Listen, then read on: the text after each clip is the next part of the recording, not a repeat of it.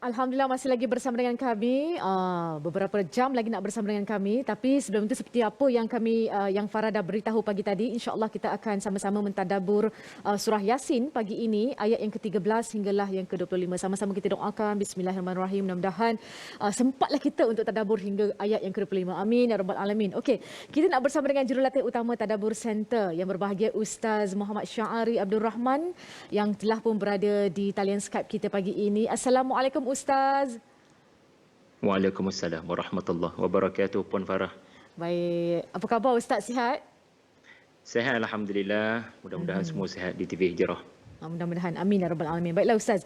Amin. Sebelum ini kita dah berjaya mentadabbur ayat yang pertama hingga ayat yang ke-12. Alhamdulillah hari ini adalah kesinambungannya Ustaz. Kali ini kita nak menceritakan tentang kisah tiga utusan pendakwah yang telah pun berusaha mengajak satu kaum kepada mentauhidkan Allah Subhanahu Wa Taala, tapi seperti biasa ada tentangan-tentangannya. Allahu akbar. Jom sama-sama kita mulakan untuk ayat yang ke-13 ini. Okey, sama-sama kita lihat apakah terjemahannya. Jom sama-sama kita lihat. Okey. Dan ceritakanlah kepada mereka satu keadaan yang ajaib mengenai kisah penduduk sebuah bandar, iaitu ketika mereka didatangi Rasul-Rasul kami. Sadaqallahul Azim, ayat yang ke-13 surah Yasin.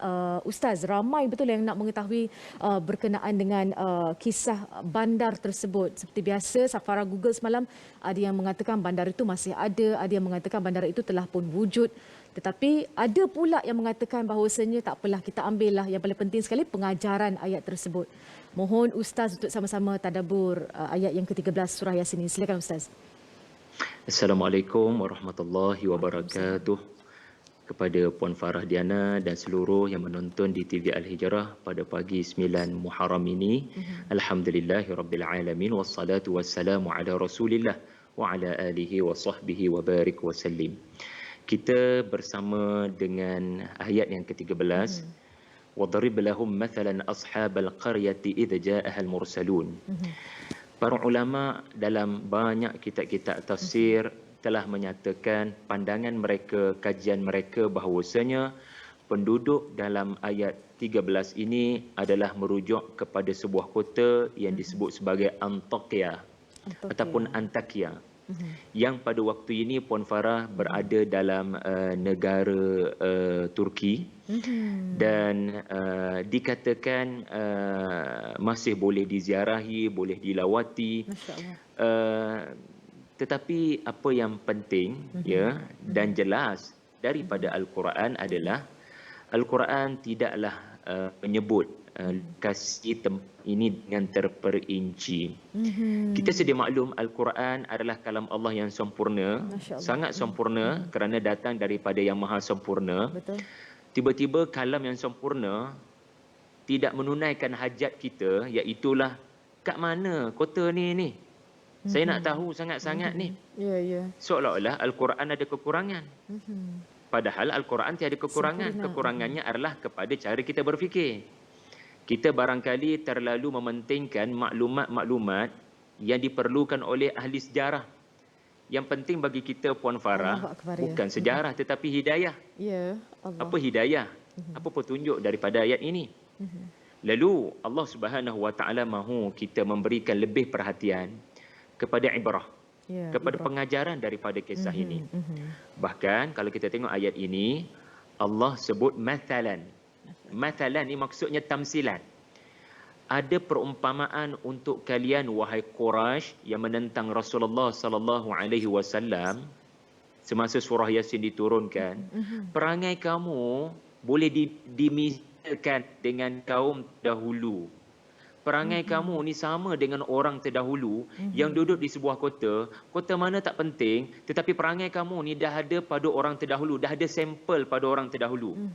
Kalau dalam bahasa akademik Puan Farah, dah ada kajian terdahulu. Ya, dah ada orang sebelum kamu perangai macam ni.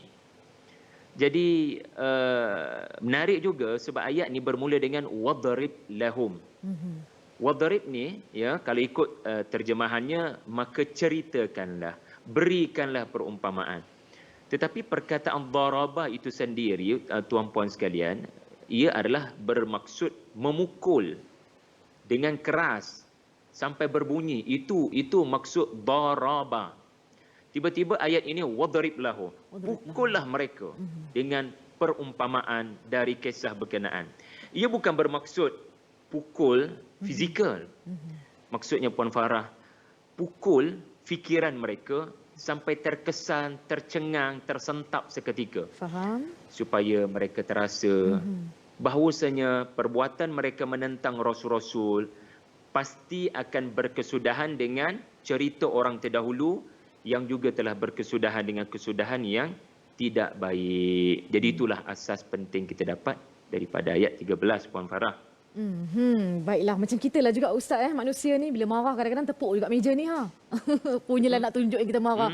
Allahu Akbar. Baiklah Ustaz, kita masuk ke ayat yang ke-14 surah Yasin. Terjemahan yang berbunyi Bismillahirrahmanirrahim, ketika kami mengutus kepada mereka 2 orang rasul lalu mereka mendustakannya. Kemudian kami kuatkan kedua rasul itu dengan rasul yang ketiga. Lalu rasul-rasul itu berkata, sesungguhnya kami ini adalah diutuskan kepada kamu. Yasin ayat yang ke-14. Allahu Akbar. Sebenarnya Ustaz, kalau kita ikutkan daripada akal fikiran kita, logik kita, 2 rasul tu dah cukup dah. Ni Allah utuskan seorang lagi, jumlahnya menjadi 3 rasul yang telah pun diutuskan. Jadi bagaimana Ustaz ni nak menguatkan lagi kata-kata seperti nak berdakwah kan Ustaz, menguatkan antara para pendakwah dalam berdakwah itu sendiri dalam ayat ini, apakah yang boleh kita tadabbur Ustaz, silakan. Terima kasih Puan Farah. Sebenarnya seminggu sekali bila kita baca Yasin, bahkan tiap-tiap pagi bersama TV Hijrah bila kita baca Yasin, perkara paling penting diberi perhatian adalah ayat 14. Sebab kalau kita baca betul-betul ayat 14, Idza arsalna ilaihim ithnain fakadzabuhuma fa'azzazna bithalith. Tekan sikit, fa'azzazna. Kami kukuhkan 2 orang itu dengan yang ketiga.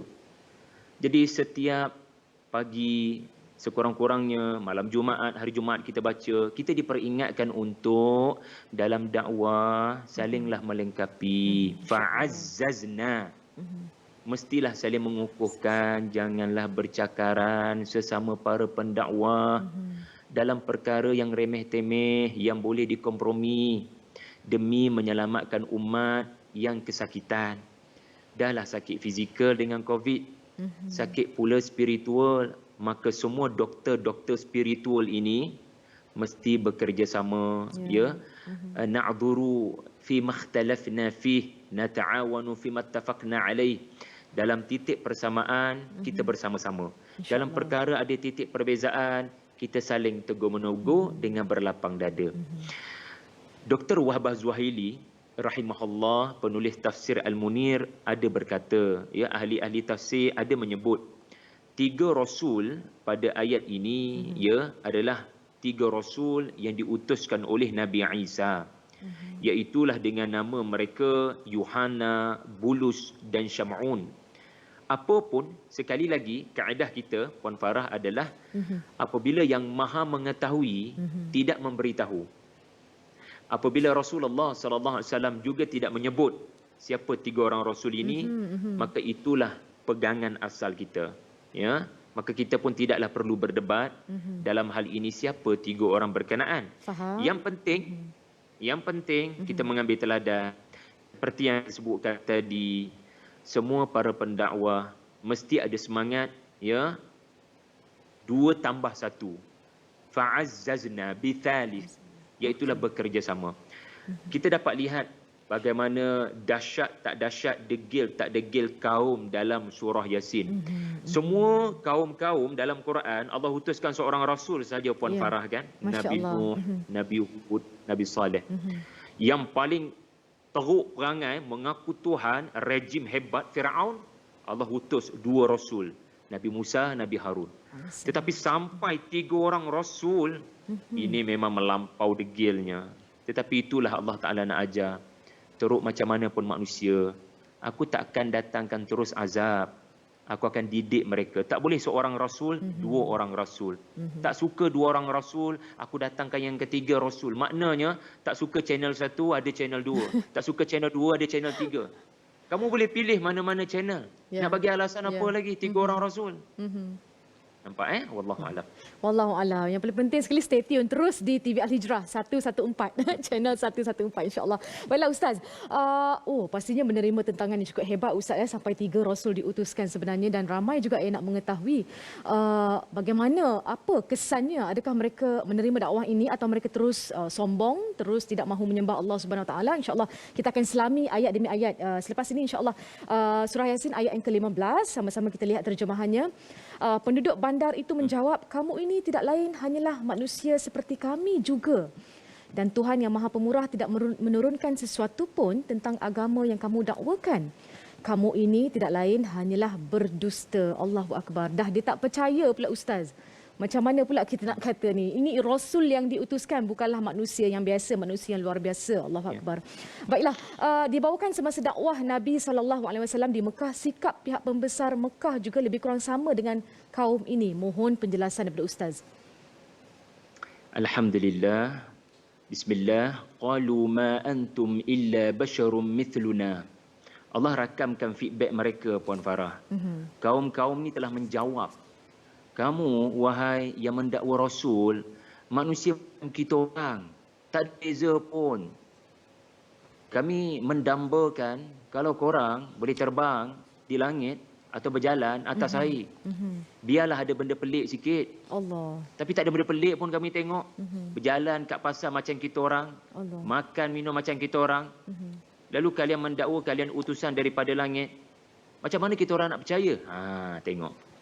Quran bila merakamkan ucapan kaum-kaum terdahulu, ia bukan sekadar menunjukkan perangai kaum Quraisy di Makkah, ia juga menunjukkan kebarangkalian tinggi. Ini juga perangai manusia sekarang, termasuk kita. Allah. Apa dia? Kita mungkin ada satu sikap, tak boleh berimanlah kepada apa yang disebut selagi tak ada tanda-tanda pelik. Aduhai. Nak tunggu benda pelik berlaku.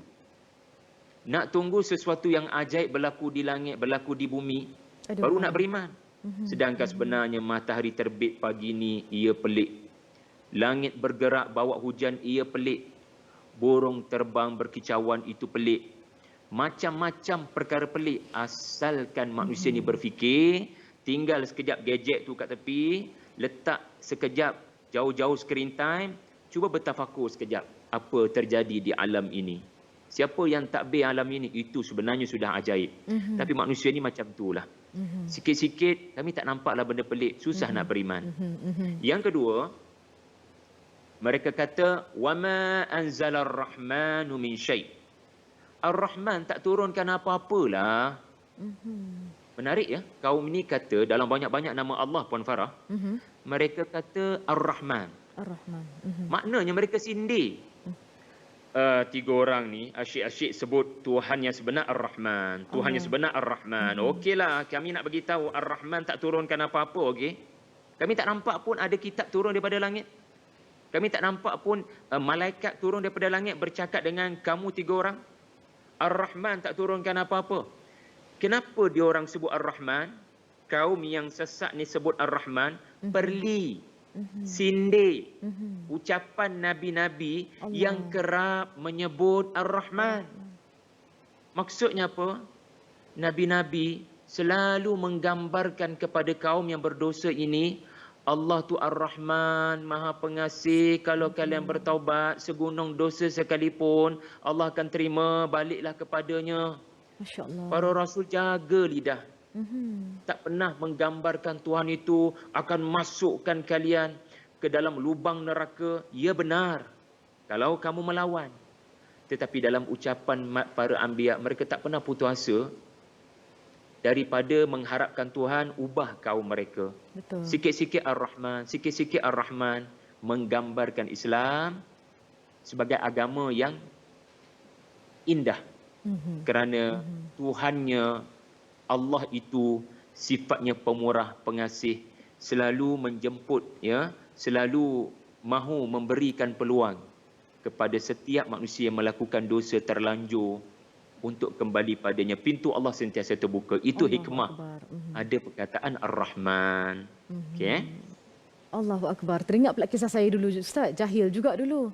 Antara kata-kata yang selalu saya ungkapkan, belum lagi sampai hidayah, tak terbuka lagi pintu hati. Allahu Akbar. Dah jumpa sekali gedebok dalam Al-Quran, dah tak ada lagi kata-kata untuk menyedapkan hati.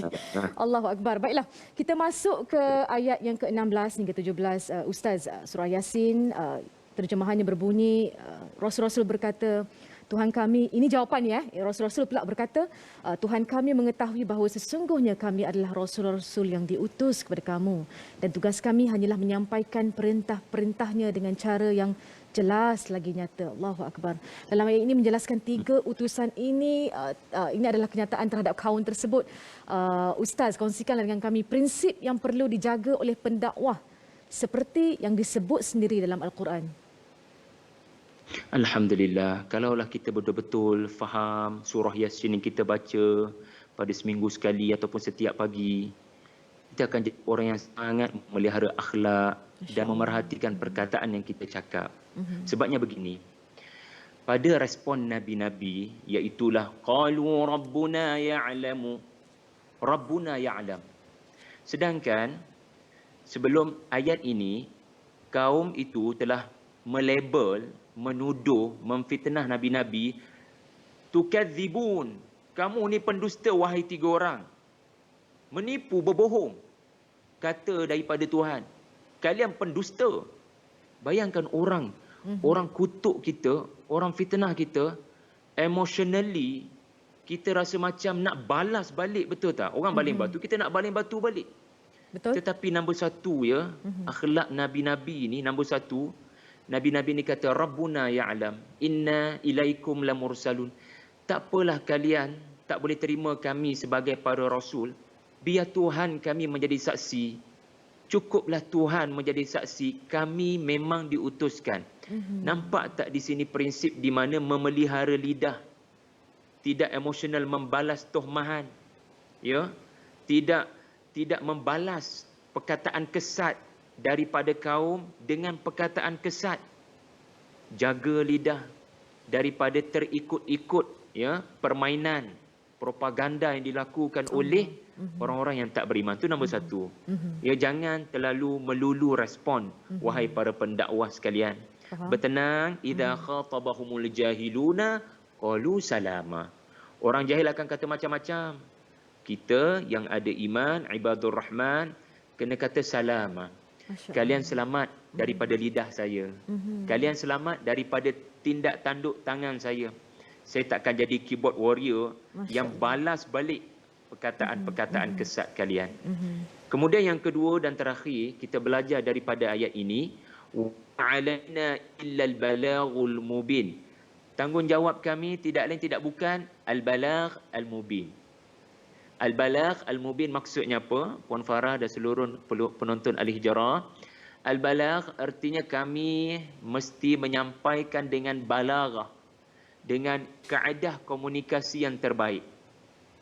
Kami akan berfikir bila 3 orang ni kita boleh brainstorm apa cara terbaik, apa style yang terbaik, apa kaedah, apa pedagogi, apa art of persuade, apa seni nak memujuk kaum ni. Masya-Allah. Jadi kami tak akan biarkan kamu bosan dengan satu cara. Kami akan datangkan kamu dengan pelbagai cara komunikasi. Masya-Allah. Subhanallah, balagh artinya kami akan cuba sedaya upaya menyentuh perasaan kalian. Jadi kita tak nak ucapan pendakwah membosankan. Pendakwah kena fikir banyak kali. Tak boleh cara A, ada tak cara B? Kenapa dia tak dengar? Tak boleh cara B, cara C. Ini semua dipanggil balagh. Yang kedua adalah mubin. Mubin ini adalah tegas menyatakan perkara-perkara asas dalam agama tanpa kompromi. Orang tak suka kita kena bagi tahu ada hari pembalasan. Orang tak suka cerita pasal Allah yang Esa, kita kena ceritakan. Orang tak suka kita menyebut pasal jangan curang dalam berniaga, kita kena cakap.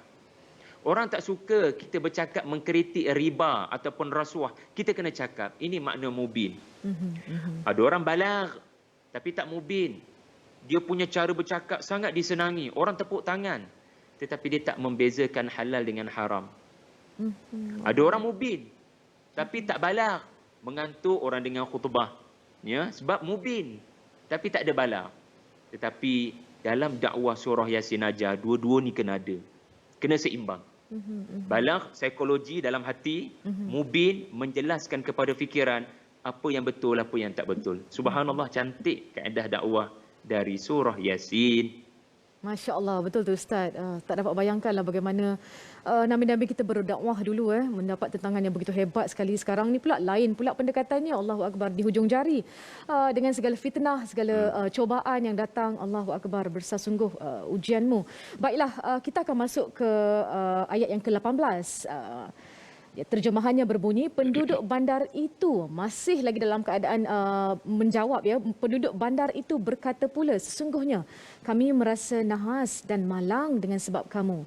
Demi sesungguhnya kalau kamu tidak berhenti dari menjalankan tugas yang kamu katakan itu, tentulah kami akan merejam kamu dan sudah tentu kamu akan merasai dari pihak kami azab seksa yang tidak terperi sakitnya. Masih lagi bersikap sombong dan angkuh di situ hingga menggunakan ayat merejam kamu. Baiklah Ustaz, kita tunggu jawapannya selepas commercial break. Boleh Ustaz? Boleh. Kita berehat seketika, insya-Allah kembali lagi selepas ini.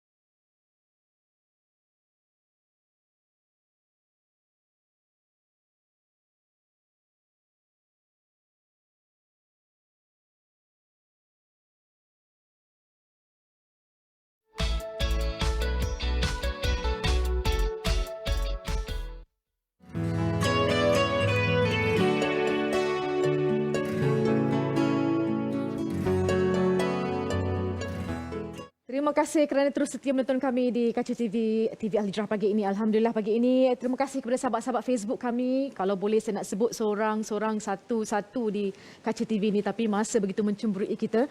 Dah tak sabar lagi nak mendengar jawapan Ustaz berkenaan dengan jawapan penduduk bandar itu yang menggunakan kata-kata yang sedikit tajam dekat situ.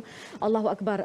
Sebenarnya Ustaz, ia mengingatkan kita persamaan seperti yang diluahkan oleh pembesar kota Mekah yang marah dengan dakwah Nabi SAW.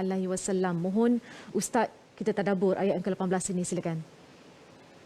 Bismillah. Qalu inna tatayyarna bikum. Inilah ayat yang menunjukkan suasana penurunan surah Yasin kepada Rasulullah sallallahu alaihi wasallam. Ya benar, ayat ini adalah respon kaum dalam surah Yasin, kaum terdahulu, tetapi ia juga menunjukkan suhu panas, suhu ketegangan pertembungan antara Nabi SAW dengan kaum musyrikin Makkah, di mana musyrikin Makkah sudah mahu membaling batu kepada para sahabat, sudah mahu melihat gerakan Islam yang dibawa oleh Nabi biar terbunuh belaka. Ayat ni lah yang menunjukkan betapa surah Yasin turun memberi kekuatan dan motivasi kepada Nabi dan para sahabat. Kalau kita lihat pada ayat 18 ini, pertama sekali kita belajar orang yang tak ada hujah untuk berdepan dengan orang berhujah. Tanda dia tak ada hujah, Puan Farah, adalah sikit-sikit nak pukul, sikit-sikit nak tumbuk, sikit-sikit nak rejam, sikit-sikit nak tengok kemudaratan berlaku kepada batang tubuh para pendakwah. Jadi kita jangan ada perangai macam tu. Islam agama hujah. Islam bukan agama suka bergaduh. Kalau kita mendengar ada tohmahan kepada Islam, maka kita jawab dengan tenang. Kita jawab dengan hujah. Jangan sikit-sikit kita kena serang mereka, kita kena pukul mereka. Sebab itu sebenarnya menunjukkan anda tak ada hujah. Sedangkan para rasul, mereka calm down, mereka bertenang. Yang duk menggunakan kuasa mereka untuk menimpakan keburukan adalah orang yang tak ada hujah.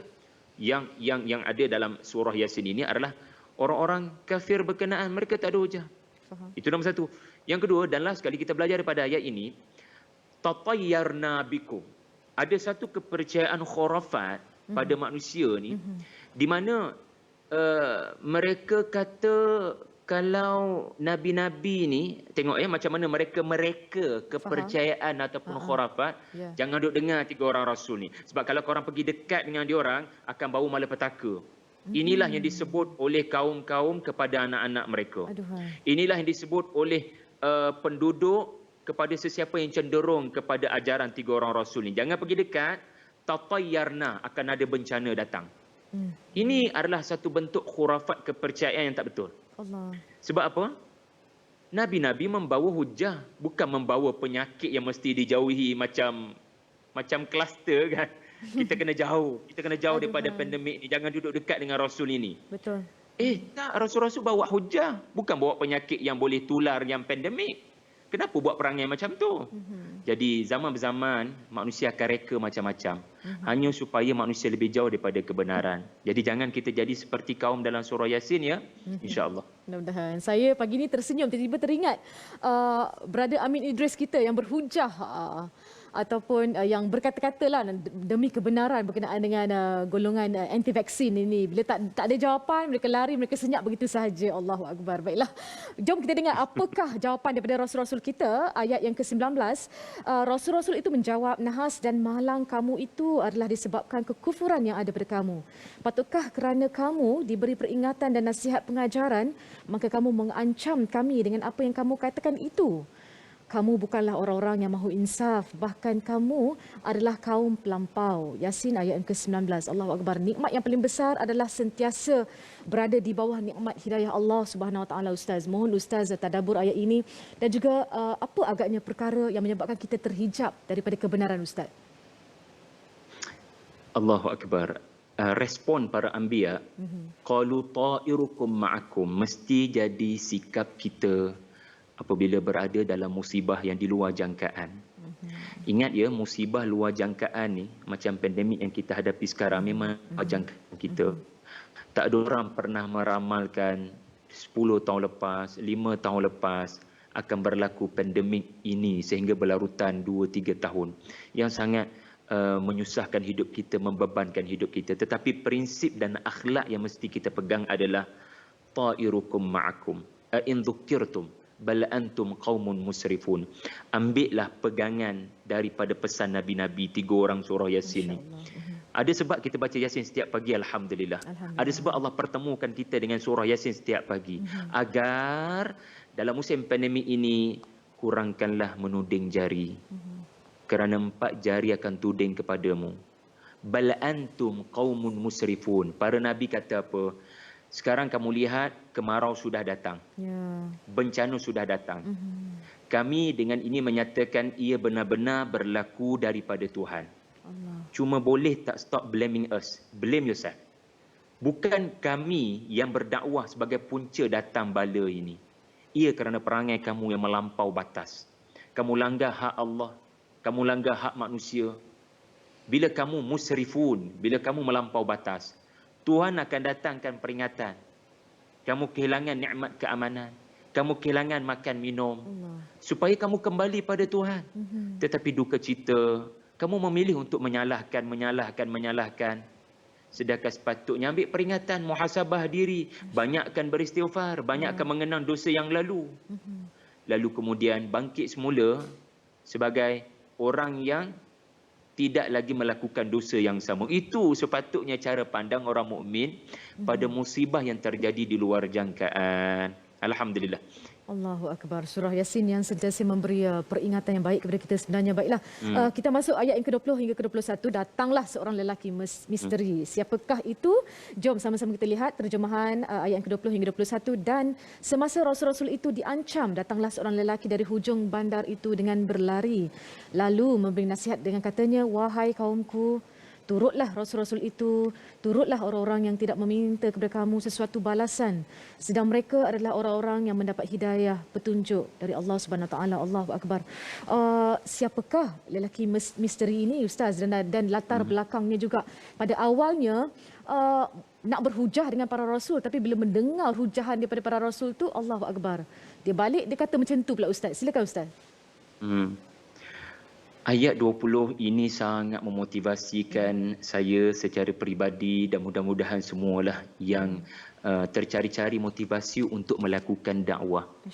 Bayangkan 3 orang Rasul, Puan Farah, bila berdakwah kita menjangkakan lebih ramai orang beriman kalau berbanding dengan 1 orang Rasul. Betul, Ustaz. Umpamanya macam ni lah. 1 orang marketer jual produk dengan 3 orang marketer di tempat yang sama. Should be ada orang akan terpukau lah, ada orang akan beli produk tu. Faham. Tetapi ya Allah, degil manusia dalam surah Yasin ni.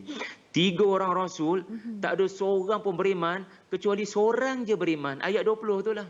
وَجَاءَ مِنْ أَقْصَى الْمَدِينَةِ رَجُلٌ يَسْعَى. Telah datang 1 orang lelaki. 1 orang je dapat respon kepada dakwah Nabi. Dakwah Nabi-Nabi. Allah takjub dengan lelaki ini sampai Allah abadikan dalam Quran sampai hari kiamat. Namanya harum mewangi. Kita tidak tahu siapa namanya. Allah tidak pun sebutkan. Ya, kitab tafsir menyebutkan namanya Habib An-Najjar. Tetapi Allah yang maha mengetahui segala details. Rasulullah yang diberitahu segala details. Tidak ada keterangan daripada Allah dan Rasulnya. Maka Allah mahu supaya kisah ini bukan kisah Habib An-Najjar, tetapi kisah yang memberikan kekuatan kepada semua para pendakwah. Masya Allah. 3 orang Rasul dapat seorang. Adakah ini mendapat markah gagal di sisi Allah? Kamu dapat seorang. Kalau dalam dunia bisnes, markah gagal kalau dapat seorang je downline. Tetapi bagi Allah tidak. Allah bagi markah cemerlang kepada para Rasul. Masya Allah. Allah takjub dengan para Rasul. Dapat seorang pun tak apa. Sebab bagi Allah bukan berapa orang pengikut followers kamu dapat. Tetapi usaha kamu, effort kamu, Allah bangga. Itu satu pengajaran. Yang kedua, kita belajar daripada lelaki ni sendiri. Walaupun Allah tidak sebutkan nama, tetapi Allah sebut kualitinya yang sampai ke tahap merangsang kita nak jadi macam beliau. Waja'a min aqsa. Aqsa kat situ jauh dia datang. Allahu akbar. Dia datang daripada tempat yang jauh. Maknanya lelaki ni duduk di tempat yang jauh. Dia telah dipinggirkan oleh kaumnya mungkin kerana penyakit-penyakit tertentu. Faham. Para ulama tafsir kata dia penyakit kusta. Jadi orang terpaksa penjarakankan dia. Faham. Orang terpaksa letakkan dia di hujung kota. Jadi kesian kat dia. Tetapi itu bukan alasan sakit. Bukan alasan untuk tidak support kepada dakwah para rasul. Aqsal Madinah. Ya, Madinah dia lebih besar daripada Qaryah. Cerita ni bermula dengan Qaryah, tetapi ayat 20 sebut Madinah. Menunjukkan apa dia? Allah bangga dengan 3 orang rasul, kerja dakwah mereka telah viral. Qaryah ni kecil-kecil je. Tapi Madinah dia dah merebak, dia telah membesar. Jadi akhirnya dakwah yang merebak itu menyebabkan ada yang respon. Rajulun menunjukkan lelaki yang berani, dan yas'a menunjukkan dia bergegas nak selamatkan kaumnya yang mahu membunuh para rasul. Aku tak boleh biar dia orang macam ni perangai. I must do something. Ini apa kalau bukan proaktif kan? Kalau bukan ambil inisiatif. Tak ada orang pun suruh dia berdakwah. Tapi dia mengambil inisiatif. Ini yang saya seronok dengan ayat 20. Wallahu a'lam. Masya Allah. Pastinya ramai ingin mengetahui dengan lebih lanjut lagi berkenaan dengan lelaki misteri ini. Okey, jom sama-sama kita lihat terjemahan ayat yang ke-22 hingga yang ke-23. Sama-sama kita lihat di muka surat 441. Okey. Dan apabila ditanya, sudahkah engkau menerima agama mereka? Maka jawabnya, mengapa aku tidak menyembah Tuhan yang menciptakan aku? Dan yang kepadanya lah aku dan kamu semua akan dikembalikan. Patukah aku menyembah beberapa Tuhan yang lain dari Allah? Sudah tentu tidak patut, kerana jika Allah yang Maha Pemurah hendak menimpakan aku dengan sesuatu bahaya, mereka tidak dapat memberi sebarang syafaat kepadaku, dan mereka juga tidak dapat menyelamatkan aku. Surah Yasin ayat yang ke-22 dan juga 23. Ini menceritakan kenyataan lelaki yang datang membantu dakwah 3 utusan para rasul tersebut dan mengakui keimanannya kepada Allah Subhanahu Wa Taala. Silakan Ustaz tadaburnya. Alhamdulillah. Ucapan lelaki ni 8 ayat tau, tuan-tuan perempuan sekalian dan puan-puan. Okey. Ucapan para rasul 4 ayat sahaja. Nah, beritahu saya, ucapan siapa lebih banyak dirakamkan dalam surah Yasin? Ucapan Nabi-Nabi 4 ayat atau ucapan lelaki misteri berkenaan 8 ayat? Maka jawapannya Allah sangat takjub. Sampai Allah beri 8 ayat dapat tempat dalam Quran yang mana ucapan itu dilafazkan oleh bukan Nabi-Nabi, tetapi orang biasa je. Orang biasa tak dikenali pun tetapi beriman. Kam maghmurun fil ardi, ya, madhkuran fis samai, masyhuran fis sama'. Pepatah Arab kata, betapa ramai orang yang tak dikenal pun di dunia. Tak ada pengikut pun, baju pun compang-camping je, orang tak pandang pun. Bukan terkenal, bukan popular, bukan selebriti pun. Allah. Tetapi di langit dia terkenal. Di sisi Tuhan dia terkenal, harum mewangi namanya. Sampai dapat 8 ayat dalam surah Yasin. Allah rakamkan dia punya ucapan dakwah tu sampai 8 ayat. Allah kagum dengan lelaki ini. Dan yang penting kita belajar daripada lelaki ini adalah ucapannya yang sangat diperlukan oleh kita semua ketika ini di musim keburukan menimpa kita. Allah. Sebab apa? Lelaki ni kata, "A'attakhidhu min dunihi alihatan yuridnir rahmanu bidur." Perhatikan betul-betul sekali lagi perkataan Ar-Rahman. Yang saya huraikan tadi. Jadi lelaki ni dia telah memantulkan semula dakwah para anbiya. Sebab Nabi banyak bercakap Ar-Rahman, dia pun sebut Ar-Rahman. Macam photostat. Dia memantulkan balik cahaya para rasul. Kalau tadi bila Nabi banyak bercakap Ar-Rahman, Ar-Rahman, Ar-Rahman, kaum dia sindir. Ma anzalar rahmanu min syai'. Tetapi lelaki ni dia tidak menggambarkan Ar-Rahman melainkan dalam konteks yang positif.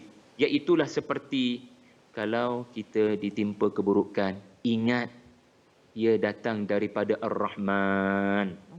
Pegang konsep ni. Tolong pegang ayat yang ke-23 ni. Di musim pandemik ini, keburukan kalau datang pada kita, musibah COVID-19 menimpa kita, ia bukan datang sebab Allah murka. kepada kita. Dia sebab Allah sayang pada kita. Allah nak bagi kita pengampunan dosa kalau kita bersabar. Allah nak bagi kita peluang mengingati mati. Semua tu adalah kebaikan untuk kita. Wallahu a'lam. Begitulah keindahan surah Yasin. Allahu Akbar. Allah dah boleh baca dah apa yang akan berlaku kepada kita masa-masa depan. Kita pula kena sekarang ni dengan segala musibah, ujian yang Allah berikan ini. Allahu Akbar. Banyak ayat-ayat yang boleh kita ambil sebagai pengajaran sebenarnya. Baiklah Ustaz, kita dah masuk ke penghujung ni Ustaz. Ayat yang ke-24 dan juga 25. Saya bacakan dulu terjemahannya berbunyi. Sesungguhnya jika aku berbuat begitu, pasti aku berada dalam kesesatan yang nyata. Dan ayat yang terakhir berbunyi, sesungguhnya aku kalau melakukan syirik, tentulah aku pada ketika itu berada dalam kesesatan yang nyata. Sesungguhnya aku telah beriman kepada Tuhan kamu, maka dengarlah nasihatku. Sadaqallahul azim. Ayat terakhir untuk segmen ini, lelaki tersebut memberi peringatan kepada kaum tersebut akan akibat Ustaz. Akibat daripada menyekutukan Allah dan sebaliknya ganjaran yang bakal mereka terima jika menerima dakwah tersebut. Silakan Ustaz. Adakah ada nikmat yang lebih baik bila seseorang itu mati, melainkan Allah perlihatkan pada dia syurga? Allahu Akbar. Tak ada nikmat yang paling besar atas muka bumi ini, melainkan bila maut mendatangimu, engkau diperlihatkan dengan tempat dudukmu di syurga. Allah. Lelaki ini mendapat nikmat tersebut. Masya Allah. Kenapa? Sebab hidup matinya adalah nak beri kebaikan kepada orang lain. Tinggalkan kepentingan diri, pergi kepada kaum, menyantuni mereka. Mereka nak bunuh Nabi. Tetapi perhatikan lidah lelaki ini. Dia jaga betul adab dalam berdakwah. Ya qaumi, ya qaumi. Padahal kaum tu nak bunuh Nabi dah. Kalau kita, orang kafir, dengar sini. Tak. Dalam dakwah kena jaga balagh, dalam dakwah kena jaga mubin, dan lelaki ini sampai mati dia kekal berdakwah. Kerana ayat yang kita pilih ini, inni amantu bi rabbikum fasma'uni. Para ulama kata inilah ayat terakhir lelaki ini sebelum sakaratul maut. Beliau berdakwah dan kaumnya pukulnya, tumbuknya, dan para ulama mendatangkan pelbagai pandangan tadabbur mereka sampai ke satu tahap lelaki ini dipijak-pijak, ya, azabun alim. Ayat 18 itu telah berlaku kepada lelaki ini. Bayangkan dipijak-pijak sampai terkeluar isi perut. Digambarkan dengan terperinci dalam kitab-kitab tafsir.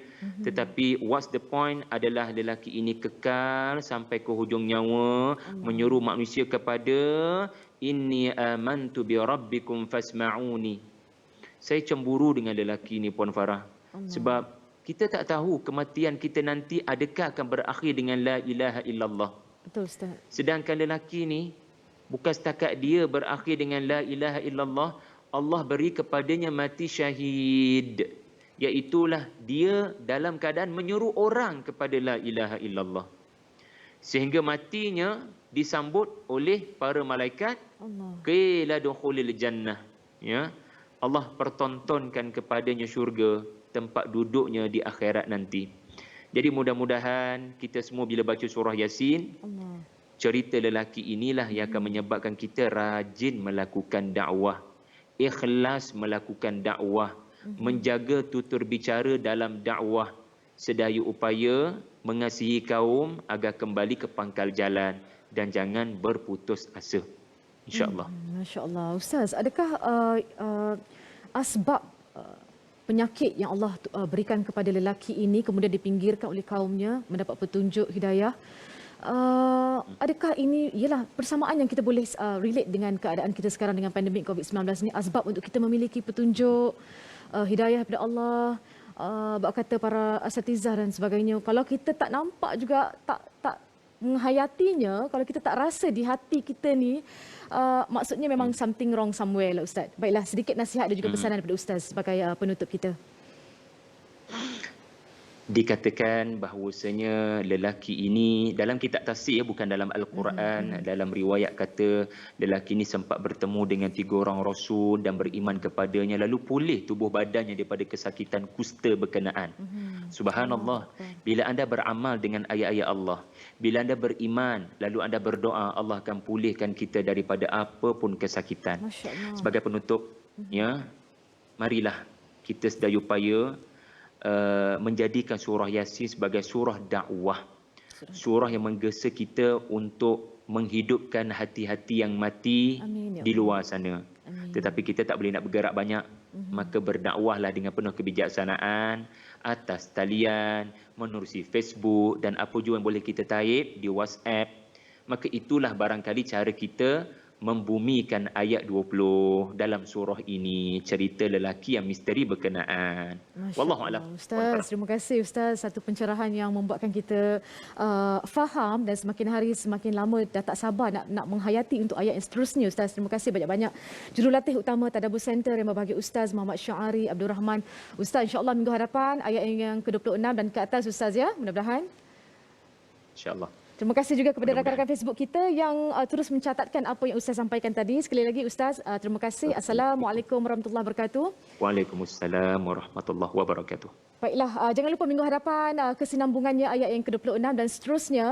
Sahabat-sahabat kita pun dah tak sabar untuk mengetahui dengan lebih lanjut. InsyaAllah sama-sama kita nantikan, dan itulah dia keindahan surah Yasin, jantung hati bagi Al-Quran, dan juga untuk kita yang membacanya. Mudah-mudahan Allah terus memberikan kesembuhan, hidayah dan petunjuk daripada Allah. Itu sangat penting. Mudah-mudahan kita dapat hidayah daripada Allah Subhanahu Wa Taala. Amin ya rabbal alamin. Kita berehat seketika, selepas ini kita nak bersama dengan pakar perubatan dalam Assalamualaikum.